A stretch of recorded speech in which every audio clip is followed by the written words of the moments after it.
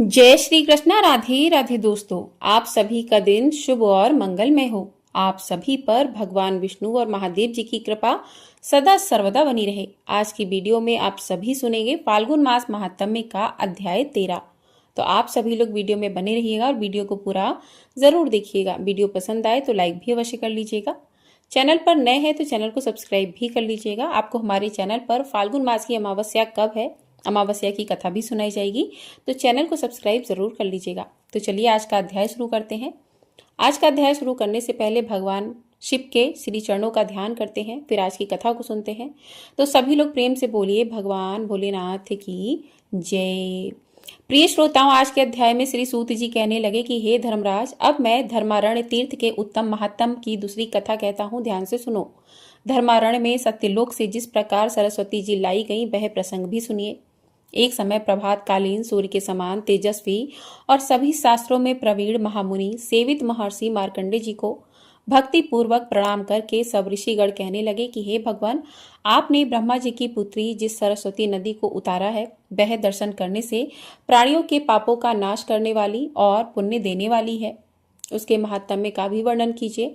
तब मार्कंडे जी इस प्रकार कहने लगे कि हे ब्राह्मणों, मैंने शरणार्थियों को शरण देने वाली सरस्वती देवी को भाद्रपद मास के शुक्ल पक्ष की पुण्यमय द्वादशी तिथि को धर्मारण्य में तीर्थ के अंतर्गत द्वारावती तीर्थ में उतारा था। द्वारावती तीर्थ मुनियों और गंधर्वों से सेवित है। उक्त तिथि को उक्त उस तीर्थ में पिंडदान आदि करना चाहिए। उसमें पितरों को दिया हुआ तर्पण दान आदि अक्षय होता है और श्राद्धकर्ता भी उसके फल को प्राप्त करता है। यह महत्वपूर्ण उपाख्यान पापों का नाशक और पुण्यदायक है। पवित्र वस्तुओं में पवित्र और महापापों का निवारण करने वाला है। सरस्वती जी का जल सभी मंगलों के लिए भी मंगल कारक और परम पवित्र है। प्रभास तीर्थ के मध्य में सरस्वती जी का जो पुण्यमय जल है वह क्या ऊपर के लोकों में सुलभ है। सरस्वती जी का जल मनुष्यों की ब्रह्म हत्या को भी दूर करता है। सरस्वती जी में स्नान और देवता पितरों का तर्पण करके फिर उसमें बाद पिंड देने वाले मनुष्य फिर कभी माता का दूध पीने वाले शिशु नहीं होते, अर्थात वे मोक्ष प्राप्त कर लेते हैं। बार बार जीवन मरण के चक्कर में भी नहीं पड़ते। जैसे कामधेनु गौएं मनोवांछित फल देने वाली होती है, ठीक उसी तरह से सरस्वती नदी भी स्वर्ग और मोक्ष की एकमात्र कारण है। व्यास जी कहते हैं कि मार्कंडे जी ने सरस्वती देवी को यहाँ लाकर बैकुंठ का दरवाजा खोल दिया है। जो फल की इच्छा से यहाँ शरीर त्याग करते हैं वे उस फल को पाते हैं और अंत में भगवान विष्णु के धाम को प्राप्त कर लेते हैं। बहुत अधिक कहने से क्या लाभ है धर्मराज। मनुष्यों को तो सदैव विष्णु लोक प्राप्त करने की इच्छा से द्वारका में ही शरीर त्याग करना चाहिए। द्वारका में मृत्यु को प्राप्त हुए सभी मनुष्य अपने हर पाप से छूटकर अंत में भगवान विष्णु के धाम को जाते हैं। उस तीर्थ में स्नान करके जो मनुष्य भगवान विष्णु का पूजन करता है वह सभी पापों से मुक्त होकर विष्णु धाम को जाता है। वो सब तीर्थों में उत्तम तीर्थ है जहाँ साक्षात श्री हरि वास करते और उस तीर्थ में रहने वाले मनुष्य के सभी पापों को हर लेते हैं। द्वारका तीर्थ मोक्ष चाहने वाले मनुष्यों को मुक्ति दिलाने वाला, धनार्थियों को अर्थात धन की इच्छा रखने वाले को धन देने वाला, आयु सुख और सभी मनोवांछित फल प्रदान करने वाला है। जो मनुष्य वहां एकादशी तिथि को उपवास करके श्राद्ध करता है वह नरकों से सभी पितरों का उद्धार कर देता है। वहां द्वारका के पास में ही मार्कंडे जी से उपलक्षित एक गौवत्स नामक तीर्थ भी है जो पृथ्वी में सभी जगह विख्यात है। उस तीर्थ में जगतपति उमाकांत भगवान शिव गाय के बछड़े के रूप में अवतरित होकर स्वयंभू लिंग रूप से विराज रहे हैं। पूर्व काल में बालाहक नाम के एक शत्रु विजय राजा थे जो महान बलवान और भगवान शिव जी के परम भक्त थे। एक दिन जब वह शिकार खेलने में मगन थे कि उनके किसी पैदल सैनिकों ने हिरणों के झुंड में से गाय के एक बछड़े को देखकर राजा से कहा कि हे राजन, मैंने हिरणों के झुंड में एक गाय का बछड़ा देखा है जो उन्हीं में हिला मिला हुआ है, उसकी माँ तो उसके साथ है नहीं। तब राजा ने अपने नौकर से कहा कि मुझे तो उस बछड़े को दिखा। तब उस पैदल सेवक ने वन में जाकर राजा को वह बछड़ा दिखाया। उस समय पैदल सैनिकों के भय से हिरणों का वह झुंड पीलू वृक्ष की झाड़ी की ओर भाग गया। तब गाय का बछड़ा भी ठीक उन्हीं की तरह दौड़ लगाता हुआ उसी ओर चल दिया जहां वो सारे हिरण गए हुए थे। राजा उसे पकड़ने के लिए झाड़ी में घुस गया और जैसे ही उसे पकड़ने लगा तुरंत ही वह उज्जवल शिवलिंग के रूप में बदल गया। यह देखकर राजा को बड़ी हैरानी हुई। अब राजा सोचने लगे कि यह क्या बात हुई, यह तो बड़ा घनघोर आश्चर्य हुआ। तब तक उस शिवलिंग के मध्य भाग में उन्होंने गाय के बछड़े को स्थित देखा। अब उनके मन में यह निश्चय हो गया कि अवश्य ही गाय के बछड़े के रूप में साक्षात भगवान महेश्वर ही विराजमान है।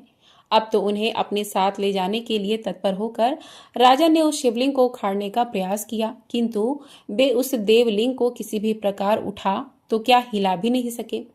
तब राजा के साथ सभी देवताओं ने भगवान शंकर से प्रार्थना की। देवतागण कहने लगे कि हे प्रभु, हे भगवान सर्वदेवेश्वर, आपको सभी लोगों का हित साधन करने की इच्छा से शुक्ल लिंग रूप में स्थित होना चाहिए।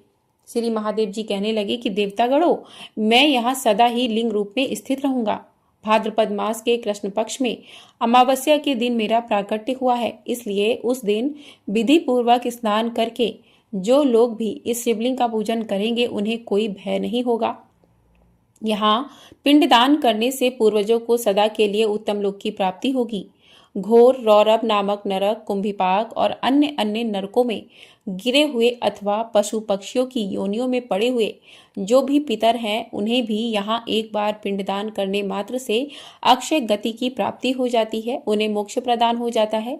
इसके बाद तो राजा बलाहक ने सभी देवताओं के समीप उस शिवलिंग को स्थापित किया और लोकहित की कामना से अनेक प्रकार के दान दिए। जब तक वे उस लिंग की पूजा करते रहे, तभी तक साक्षात भगवान शिव भी वहीं आ गए। अब भगवान शिव वहां आकर कहने लगे कि जो मनुष्य आज की रात में श्रद्धा और भक्ति से इस देवेश्वर शिव की पूजा करेंगे, उन्हें अक्षय पुण्य की प्राप्ति होगी। जो गीता शास्त्र का पाठ करते हुए जागरण करेंगे, वे मनुष्य अपनी 101 पीढ़ियों का उद्धार कर देंगे। यह देवादिदेव भगवान शिव का अद्भुत लिंग है। जो मनुष्य भक्ति पूर्वक इसका महात्म्य सुनता है, वह सभी पापों से मुक्त हो जाता है। गौवत्स नाम से विख्यात शिवलिंग मनुष्यों को परम पुण्य प्रदान करने वाला है। वह अनेक जन्मों के पापों का नाश कर देता है, ऐसा मार्कंडे जी का कहना है। जिनका मन पाप से दूषित है, जिनके मन में पाप ही पाप भरे हुए हैं, उनके पाप युक्त शरीर की शुद्धि के लिए उस तीर्थ में स्नान अति आवश्यक है। गौवत्स तीर्थ में एक बार किया हुआ स्नान भी मनुष्य को रुद्रोक्त प्रदान करने वाला है और वहां पर खासकर भाद्रपद मास में उस पक्ष के अंत में कूप के तट पर तर्पण और श्राद्ध करने से कलयुग में पितरों को सबसे अधिक तृप्ति मिलती है। गया जी में 21 बार तर्पण करने पर पितरों को जो परम तृप्ति होती है, वह गंग कूप में केवल एक बार तर्पण करने से ही मिल जाती है। गौवत्स महादेव के पास में ही गंग कूप भी विद्यमान है। वहां तिल और जल से भी तर्पण करने पर पितर सदगति को प्राप्त होते हैं, नरकों से छूट जाते हैं। उस तीर्थ में मुनीश्वर गण गोदान की प्रशंसा करते हैं। वहां पर 2 पीलू के वृक्ष स्थित हैं। वहीं मुनि सेवित गौवत्स तीर्थ है, जो स्नान से स्वर्ग देने वाला, आचमन करने से पाप की शुद्धि करने वाला, कीर्तन करने से पुण्य देने वाला और दर्शन करने से मोक्ष प्रदान करने वाला है। गौवत्स तीर्थ से नैऋत्य कोण में लोहयष्टि दिख पड़ती है। वहां स्वयंभू लिंग के रूप में साक्षात भगवान शंकर जी विद्यमान है। भाद्रपद मास की अमावस्या के दिन लोहिष्टि में श्राद्ध करने पर पितर प्रेत योनि से मुक्त होकर स्वर्ग लोक को चले जाते हैं। पितर लोग यह कहते हैं कि क्या हमारे कुल में भी ऐसा कोई पुरुष उत्पन्न होगा जो श्राद्ध पक्ष में आश्विन मास की अमावस्या के दिन लोहेष्टि तीर्थ में हमारे लिए तिल जल पिंडदान अथवा केवल जल ही प्रदान करेगा। तब मुनि कहते हैं कि अगर पितर अधिक प्रिय हो तो भाद्रपद अर्थात आश्विन मास की अमावस्या तिथि को उनके लिए अवश्य ही श्राद्ध करना चाहिए। जो सरस्वती जी के जल में स्नान करके दूध से और सफेद तिलों से पितरों का तर्पण करता है, उसके पितर अवश्य ही तृप्त हो जाते हैं। लोहेष्टि तीर्थ में भक्ति भाव से तर्पण करने पर मनुष्य स्वयं भी तृप्ति को प्राप्त होता है। जल देने वाला तृप्ति और अन्न देने वाला अक्षय सुख प्राप्त करता है। फलों का दान करने वाला पितृभक्त पुत्र और अभय देने वाला आरोग्य लाभ करता है। न्यायोपार्जित अर्थात न्याय विधि से किसी को बिना सताए जो धन अर्जित किया जाता है, किसी का दिल दुखाए बिना जो धन अर्जित किया जाता है, उस धन में से अगर थोड़ा सा भी दान दिया जाए तो वह महान फल देने वाला होता है। उस तीर्थ में स्नान करने से मनुष्य भगवान शिव का पार्षद हो जाता है। यह था फाल्गुन मास महात्म्य का आज का अध्याय। सभी लोग प्रेम से बोलिए भगवान भोलेनाथ की जय, भगवान विष्णु की जय। आइए अब सुनते हैं श्री कृष्ण चालीसा। वंशी शोभित कर मधुर नील जलद तन श्याम, अरुण अधर जनु बिंब फल नयन कमल अभिराम। पूर्ण इंद्र अरविंद मुख पीतांबर शुभ साज, जय मनमोहन मदन छवि कृष्ण चंद्र महाराज। जय यदुनंदन जय जगवंदन, जय वसुदेव देवकी नंदन। जय जशोदा सुत नंद दुलारे, जय प्रभु भक्तन के द्रग तारे। जय नट नागर नाग नथैया, कृष्ण कन्हैया धेनु चरैया। पुनि नख पर प्रभु गिरि बर धारो, आओ दीनन कष्ट निवारो। वंशी मधुर अधर धरि तेरी, होबे पूर्ण मनोरथ मेरो। आओ हरि पुनि माखन चाखो, आज लाज भारत की राखो। गोल कपोल चिबुक अरुणाणे, ब्रंद मुस्कान मोहिनी डारे। रंजित राजीव नयन विशाला, मोर मुकुट बैजंती माला। कुंडल श्रवण पीत पट आछे, कटि किंकड़ी काछन काछे। नील जल सुंदर तनु सोहे, छबि लखि सुर नर मुनि मन मोहे। मस्तक तिलक अलग घुंघराले, आओ कृष्ण बांसुरी वाले। करि पै पान पुतन नहीं तार्यो, अका बका कागा सुर मार्यो। मधुवन जलत अग्नि जब ज्वाला, भय शीतल लखि तहि नंद लाला। सुरपति जब ब्रज चढ़्यो रिसाई, मसूर धार बारी बरसाई। लगत लगत ब्रज चहन बहाओ, गोवर्धन नख धारी बचायो। लखी यशोदा मन भ्रम अधिकाई, मुख महम 14 भुवन दिखाई। दुष्ट कंस अति उधम मचायो, कोटि कमल जब फूल मंगायो। नाति कलय यह तुम तब तुम लीने, चरण चिन्ह दय निर्वय कीने। करि गोपिन संग रास बिलासा, सबकी पूर्ण करि अभिलाषा। केतिक महा असुर संहार्यो, कंसई केस पकड़ि दय मार्यो। मात पिता की बंदी छुड़ाई, उग्रसेन कहे राज दिलाई। मही से मृतक छयो सुत लायो, मातु देव की शोक मिटायो। भौमासुर मुर दैत्य संहारी, लाए 10 सहस कुमारी। दे भिन्नी तृण चीर सहारा, जरा सिंधु राक्षस कह मारा। असुर बकासुर आदिक मार्यो, भक्तन के तब कष्ट निवार्यो।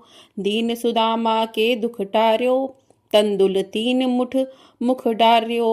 प्रेम के साग विदुर घर मांगे, दुर्योधन के मेवा त्यागे। लखी प्रेम की महिमा भारी, ऐसे श्याम दीन हितकारी। भारत के पारथ रथ हाके, लिए चक्र कर नहीं बलता के। निज गीता के ज्ञान सुनाए, भक्तन हृदय सुधा बरसाए। मीरा थी ऐसी मतवाली, विष पी गई बजा कर ताली। राना भेजा सांप पिटारी, शालीग्राम बने बनवारी। निज माया तुम विविध दिखायो, उरथ संशय सकल मिटायो। तब शत निंदा करि तत्काला, जीवन मुक्त भयो शिशुपाला। जवै द्रौपदी टेर लगाई, दीनानाथ लाज अब जाई। तुरत ही बसन बने नंदलाला, बढ़े चीर भय अरिमुह काला। असनाथ के नाथ कन्हैया, डूबत भवर बचावत नैया। सुंदर दास आसुर धारी, दया दृष्टि कीजे बनवारी। नाथ सकल मम कुमति निवारो, क्षमो बेगी अपराध हमारो। खोलो पट अब दर्शन दीजे, बोलो कृष्ण कन्हैया की जय। यह चालीसा कृष्ण का पाठ करे उरधारी, अष्ट सिद्धि नव निधि फल लहे पधारथ चारी। बोलो कृष्ण कन्हैया लाल की जय।